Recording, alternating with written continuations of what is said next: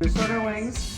We got these lovely wings. This is Mama Mish, and today in the Magic Kitchen, we're making wings with our Memphis Mojo Rub. My hubster Jeff was born in Detroit, but grew up in Memphis, and he called it home for almost 40 years. His late father, John, bought him his first grill, a Webber Kettle, when he was about 20. His love of cooking over an open flame was born. Over the years, he tried many excellent rubs, and from all these, he was inspired to make his own unique blend. But unlike almost every other dry rub, this organic blend does not contain any sugar. We prefer the subtle sweetness of honey mixed with mustard to help the rub stick to the meat. The result is Papa Jeffro's Memphis Mojo Rub, available soon in the Magic Pantry. It's good dry or with sauce on anything you put on the grill or in the smoker. The result is some slap your mama good barbecue. But don't slap this mama, I hit back. As always, I am here with my hubster to help make your kitchen magic. So please buy some of our spice blends and share our social on your social. All good?